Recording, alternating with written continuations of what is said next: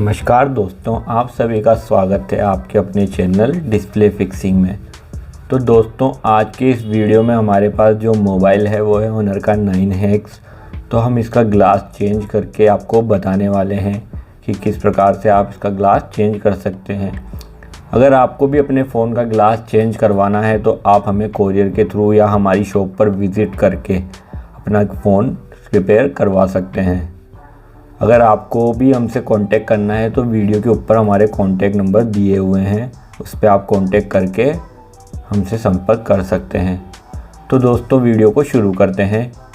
तो सबसे पहले दोस्तों, आपको फ़ोन को सेपरेटर पर रखना होगा और आपकी जो सेपरेटर का टेम्परेचर है वो आपको 120 से 130 डिग्री रखना है। और दोस्तों, आपको फ़ोन को 5 मिनट के लिए कम से कम हीट पर रखना होगा। उसके बाद ही आपको इसके अंदर वायर डालना है। तो दोस्तों, जैसे कि आपने फ़ोन को हीट कर लिया है तो उसके बाद आप हल्का सा अपनी डिस्प्ले को ऊपर की तरफ उठाकर, यहाँ हम ब्लेड की सहायता से अपनी डिस्प्ले को ऊपर की तरफ उठा रहे हैं। और ये देखिए दोस्तों, हमारा जो वायर है वो जा चुका है। उसके बाद आपको धीरे धीरे वायर को चलाना है। पहले आपको ये कंफर्म कर लेना है कि आपका जो वायर है, तो दोस्तों आपको सबसे पहले ये कंफर्म कर लेना है कि जो आपने वायर डाला है वो डिस्प्ले और ग्लास के बीच में ही गया है या पोलराइज़र के बीच में गया है। अगर पोलराइज़र के बीच में चला गया तो आपको दिक्कत हो जाएगी, इसलिए आप थोड़ा सा वायर चलाकर ये कंफर्म कर सकते हैं।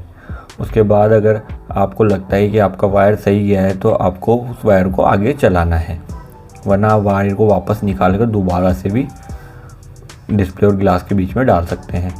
तो दोस्तों, आपने देखा कि हमने वायर डाल लिया। उसके बाद आपको डिस्प्ले को थोड़ा थोड़ा हीट करते हुए वायर को चलाना है। यहाँ पे दोस्तों हमने हमारे जो फ्रेंड है उनकी हेल्प ली है, उन्हें अपना फ़ोन पकड़ा दिया है। आप भी इसी प्रकार से किसी को हेल्प के लिए कह सकते हैं, जिससे कि क्या होगा, अगर कोई फ़ोन को आपके को होल्ड रख लेगा तो आप आसानी से वायर चला पाएंगे और आपको वायर चलाने में परेशानी भी बहुत कम होगी। अगर आपकी डिस्प्ले बाहर निकल जाती है उस कंडीशन में तो आप सेपरेटर पर उसको होल्ड करके अपना वायर चला सकते हैं। अगर आप फ्रेम में ही वायर चला रहे हैं तो आपको किसी की हेल्प लेना ज़रूरी है, वरना आपको बहुत ज़्यादा टाइम लग जाएगा। तो दोस्तों देखिए, जैसे कि हम थोड़ा वायर चला रहे हैं उसके बाद हम वापस से डिस्प्ले को 1 से 2 मिनट के लिए हीट कर रहे हैं। उसके बाद हम वायर को वापस से चला रहे हैं और ग्लू को काट रहे हैं। इससे क्या होता है कि जैसे ही आपका फ़ोन जो है उसका टेम्परेचर जैसे ही कम होने लगेगा तो ग्लू हार्ड हो जाएगा और आपका वायर हार्ड चलने लग जाता है। अगर आप उस कंडीशन में वायर को चलाते जाएंगे तो क्या होगा कि जो आपकी डिस्प्ले है उसके अंदर ब्लैक डॉट बनने की संभावना हो जाएगी, और अगर ब्लैक डॉट बन गए तो आपका काम बिगड़ जाएगा। इसलिए आप डिस्प्ले को बीच बीच में फ़ोन को थोड़ा बहुत हीट करते रहिए और उसके बाद उसके साथ साथ वायर चलाते रहिए। आप देख पा रहे होंगे दोस्तों कि हमारा जो वायर है वो बिल्कुल आसानी से चल पा रहा है। और जो हमने यहाँ पे जो वायर यूज़ किया है वो यहाँ पे हमने 0.04 mm का वायर यूज़ कर रहे हैं। इससे क्या होता है कि ये वायर ग्लू को बहुत आसानी से काट लेता है और ये इससे कि आपकी जो स्क्रीन है और पोलराइज़र उस पर स्क्रैच भी नहीं आते हैं, और जो आपका जो डॉट बनने के चांस हैं वो भी बिल्कुल कम हो जाते हैं। तो आप भी इस प्रकार से 0.04 mm का वायर यूज़ कर सकते हैं। तो दोस्तों, कई बार क्या होता है कि गिलास ज़्यादा बिखरा हुआ रहता है, उस कंडीशन में आपको वायर चलाने में बहुत ज़्यादा परेशानी होती है। तो आप उस कंडीशन में क्या कर सकते हैं कि जो छोटे छोटे गिलास के टुकड़े हैं उन्हें आप हीट देकर थोड़ा लिक्विड डालकर उसको हटाते जाइए। ये देखिए, हमने यहाँ पे जो छोटे टुकड़े थे उन्हें बिल्कुल साफ़ कर लिया है पहले, जिससे कि क्या है, हमारा वायर अटकेगा नहीं और आसानी से हम वायर को आगे चला पाएंगे। अगर आप ऐसा नहीं करते हैं तो फिर आपको ज़्यादा दिक्कत हो सकती है। और दोस्तों, जो हम फ्रेम में जो वायर चलाते हैं उसका एक और फ़ायदा है कि जो आपका पोलराइज़र है वो भी आप नहीं काटेंगे, क्योंकि आपकी नज़र डिस्प्ले पर ही रहती है। अगर मान लो थोड़ा सा भी वायर पोलराइज़र में जा रहा है तो आप उसको तुरंत बाहर निकाल कर दोबारा से वायर को ठीक तरीके से चला सकते हैं। तो आप देख पा रहे होंगे कि जो हमारा ग्लास है बिल्कुल आसानी से हम काट पा रहे हैं, और अब हमारा आधे से ज़्यादा गिलास हमने काट लिया है। तो दोस्तों, इसी प्रकार से आपको भी बिल्कुल धीरे धीरे काम करना है और सावधानीपूर्वक काम करना है। ये नहीं कि आप थोड़ा जल्दबाजी करेंगे। अगर जल्दबाजी आप करेंगे तो नुकसान होगा। और अगर आपको कोई भी परेशानी हो रही है तो आप हमें हमारे इंस्टाग्राम पर भी मैसेज कर सकते हैं और हमारे फेसबुक पेज पर भी आप हमें मैसेज करके पूछ सकते हैं किसी भी प्रकार की आपको समस्या हो। और जो मेरे कोई भी भाई फ़ोन अपना ठीक करवाना चाहते हैं कोरियर के थ्रू, तो वो हमें भेज सकते हैं। हम कोरियर के थ्रू गारंटी के साथ आपका काम करके दोबारा से आपके पास आपका फ़ोन सही सलामत पहुंचा देंगे। तो दोस्तों ये देखिए हमारा जो ग्लास है वो काफ़ी हद तक हट चुका है। अब बिल्कुल थोड़ा सा ग्लास जो बचा है उसे भी हम उसी तरीके से आगे चलाकर उतारेंगे। जो हमारे जो ग्लास टूटे हुए हैं वो बिखरने लगते हैं, तो आपको क्या करना है, उनको पहले हटाकर अलग कर लेना है। जिससे कि क्या होगा कि कई बार वो कांच हमें लग भी जाते हैं और कई बार डिस्प्ले के अंदर भी वो कांच चले जाते हैं, जिससे कि डिस्प्ले आपकी डैमेज हो जाती है। तो आपको इन चीज़ों का बिल्कुल ध्यान रखना होगा। और दोस्तों ध्यान रखिए, आपको फ़ोन को बार बार हीट करना ही है। ऐसे नहीं कि आप सोचें कि नहीं यार थोड़ा लापरवाही कर जाएं, हम थोड़ा आलस दिखा देंगे, अरे यार कोई नहीं इतना सा ही तो बचा है, इसे तो मैं खींच लेता हूँ। उस कंडीशन में क्या होता है कि वायर जो है वो हार्ड चलने लगता है और वो सारा प्रेशर डिस्प्ले पर जाता है और जो डिस्प्ले की जो इंक होती है वो इकट्ठी हो जाती है और जिससे ब्लैक डॉट बन जाते हैं और आपका काम ख़राब हो जाता है। तो आपको फ़ोन को प्रॉपर हीट करते हुए ही वायर चलाना है। तो दोस्तों यहाँ पर आप देख पा रहे होंगे कि जो हमारा ग्लास है वो बिल्कुल पूरी तरीके से हट चुका है। इसी प्रकार से आपको भी अपना काम पूरा करना है। तो दोस्तों आप देख पा रहे होंगे हमारी डिस्प्ले बिल्कुल परफेक्ट वर्किंग कंडीशन में है। और अब हम इसकी ग्लू को साफ़ कर लेते हैं। ग्लू साफ़ करने के लिए आप ग्लू रिमूवर मशीन का उपयोग करें, जिससे कि आपका काम बहुत ही फास्ट हो जाएगा। तो दोस्तों आपने देखा कि हमारी डिस्प्ले बिल्कुल फास्ट तरीके से जल्दी तरीके से साफ़ हो चुकी है। तो दोस्तों इस फ़ोन को बनाने के लिए हम इस फ़ोन को खोलेंगे, उसके बाद हम इसकी डिस्प्ले को बाहर निकाल कर ही बनाएंगे। क्योंकि क्या होता है जो हॉनर की जो डिस्प्ले है वो कई मॉडलों में उनके पत्ने इतने चौड़े आते हैं और उनका जो लेंस है वो पीछे की तरफ रहता है, क्योंकि ये बेजल डिस्प्ले बोली जाती है, जिसकी वजह से इसका लेंस पीछे की तरफ होता है। तो उस कंडीशन में आप पत्ते को अगर खोलते हैं तो आपकी डिस्प्ले में लाइन आ जाती है। तो इसके लिए मैं आपको सजेस्ट करूंगा कि आप पहले फ़ोन को पूरा खोल लें, उसके बाद ही डिस्प्ले को बनाएं।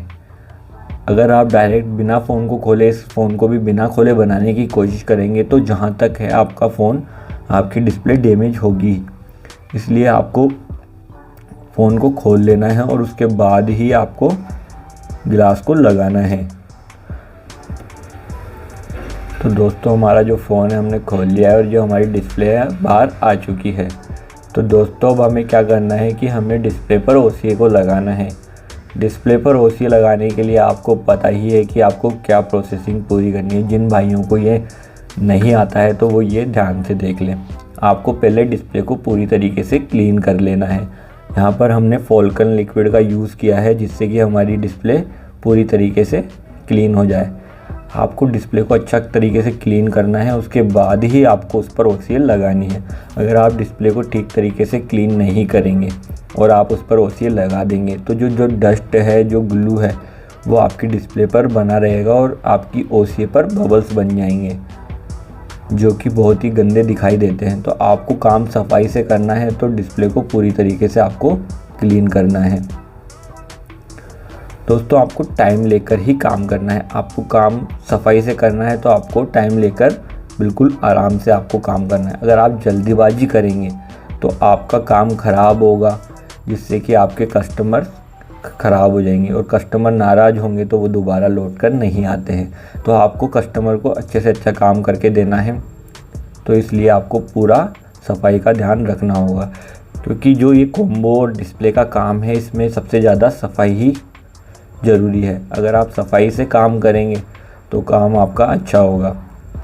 तो दोस्तों ये देखिए हमारी जो डिस्प्ले है हमने पूरी तरीके से क्लीन कर ली है। अब इस पर हम OCA लगाने वाले हैं। मार्केट में OCA वाले ग्लास भी अवेलेबल है, पर मैं इसलिए दिखा रहा हूँ कि कई बार किसी मॉडल का OCA ग्लास अवेलेबल ना हो, उस कंडीशन में हमें क्या करना है, उस कंडीशन में हमें OCA लगानी है तो वो किस तरीके से हम लगा सकते हैं। तो दोस्तों जैसा कि आपने देखा कि हमने डिस्प्ले को पूरी तरीके से क्लीन किया और उसके बाद हमने जो ओसीए है उसको आधा फोल्ड करके खोला और उसके बाद आपको जो ओसीए के जो शुरुआती कोने हैं वो आपको डिस्प्ले के बिल्कुल नीचे की तरफ कोनों पर टिका देना है। उसके बाद आपको रोलर की सहायता से ओसीए को लगाना है और जो ओसीए का एक्स्ट्रा पार्ट बचता है उसको आप ब्लेड की सहायता से बाहर की तरफ ब्लेड को चलाते हुए आसानी से काट सकते हैं। तो दोस्तों हमारी जो डिस्प्ले है उस पर हमने ओसीए लगा ली है। अब हम इस पर ग्लास को रखेंगे। तो दोस्तों हमने इसको फ्रेम पर पूरी तरीके से प्रॉपर फिट कर लिया है। आपको भी ध्यान रखना है कि जो आपका फ्रेम है उसमें कोई भी कांच वाँच के टुकड़े ना हो, उनको आप पूरी तरीके से साफ़ कर लें। तो दोस्तों जो हमने ओसीए का लास्ट पेपर है वो हटा दिया है और अब हम इसके ऊपर ग्लास को रखने वाले हैं। तो उसको रखने के लिए दोस्तों आपको बात का ध्यान रखना है कि आपकी जो डिस्प्ले वो प्रॉपर बिल्कुल फ्रेम में बैठ जाए, उसके बाद ही आपको ग्लास को रखना होगा। और ग्लास को आपको पूरी तरीके से बिल्कुल कोनों पर अलाइन करना है। आप ऊपर से भी अलाइन कर सकते हैं या नीचे से भी अलाइन कर सकते हैं। एक बार आपके जो ऊपर या नीचे के कोने बैठ जाएं उसके बाद ही आपको ग्लास को डिस्प्ले पर रखना है। तो यहाँ पर हमने ऊपर की तरफ से ग्लास को बिठाया है और एक बार हमने डिस्प्ले को बाहर निकाल लिया है क्योंकि हमारी डिस्प्ले फ्रेम में ठीक से बैठ नहीं पा रही थी। क्योंकि दोस्तों ये बेजल डिस्प्ले और तो इसमें इतना डिस्प्ले को इतना जगह नहीं मिलती कि हम ग्लास सही से बैठा पाएँ। तो हमने डिस्प्ले को बाहर निकाल कर फिर ग्लास पर सेट किया है। तो आपको जो तरीका ठीक लगे वैसे आप कर सकते हैं। तो दोस्तों अब हमने इसकी पंचिंग करनी है। तो दोस्तों हमने इसकी पंचिंग कर ली है। पंचिंग करने के लिए आपको जो पंचिंग का जो टेम्परेचर है वो 45 डिग्री रखना है और जो पंचिंग टाइम है वो आपको 20 सेकेंड रखना है और जो वैक्यूम टाइम है वो आपको 30 सेकेंड रखना है। तो दोस्तों उसके बाद देखिए हमने हमारी जो डिस्प्ले है उसको 2 से 3 मिनट बबल रिमूवर में डाला है और हमारी डिस्प्ले बिल्कुल तैयार हो चुकी है। उसके बाद आपको क्या करना है, आपका जो फ्रेम है उस फ्रेम को पूरी तरीके से क्लीन कर लेना है। दोस्तों आपका जो फ्रेम है उसको आप जितना ज़्यादा क्लीन कर लेंगे, जो ग्लू है, जो फ्रेम पर रबड़ कोटिंग ग्लू आती है उसको आप साफ़ कर लेंगे तो आपके कॉम्बो की फिटिंग उतनी ही अच्छी आएगी और आपका कॉम्बो जल्दी बाहर नहीं आएगा। तो दोस्तों हमारा जो फ्रेम है वो बिल्कुल क्लीन हो चुका है और जो हमने ग्लू से अब कॉम्बो को चिपकाने वाले हैं। तो हमने बाउंड्री पर ग्लू लगा दिया है और इसके बाद हम हमारे कॉम्बो को इस पर चिपकाने वाले हैं। दोस्तों कई बार क्या होता है कि कई मेरे भाई फ्रेम के बीच में भी ग्लू लगा देते हैं, तो वो आपको वो तरीका कभी भी नहीं करना चाहिए। उससे क्या होता है कि यदि आपके पास वो कस्टमर दोबारा रिपीट होता है, अगर उसका ग्लास ख़राब हो जाता है तो उस कंडीशन में आप डिस्प्ले को बाहर निकाल ही नहीं पाएंगे। और अगर आपने डिस्प्ले को बाहर निकालने की कोशिश की तो जहाँ तक है डिस्प्ले ख़राब होती ही है, क्योंकि वो रिफ्लेक्टर का जो पीछे का हिस्सा होता है वो फ्रेम में चिपक जाता है और उसको निकालने के चक्कर में आपकी डिस्प्ले डैमेज हो जाती है। तो दोस्तों यहाँ पे देख पा रहे होंगे कि हमारा जो फ़ोन है बिल्कुल रेडी हो चुका है और हमारा ग्लास बिल्कुल अच्छे तरीके से लग चुका है। तो दोस्तों आपको भी इसी प्रकार से पूरी सावधानी पूर्वक अपना काम पूरा करना है और इसी तरीके से आपको भी ग्लास चेंज करना है। अगर आपको भी अपने फ़ोन को ठीक करवाना है तो आप हमारी शॉप पर भी विज़िट कर सकते हैं या हमें कोरियर के थ्रू भी अपने फ़ोन भेज सकते हैं। दोस्तों वीडियो देखने के लिए आपका बहुत बहुत धन्यवाद। वीडियो को लाइक करें और चैनल को हमारे को सब्सक्राइब करें। धन्यवाद।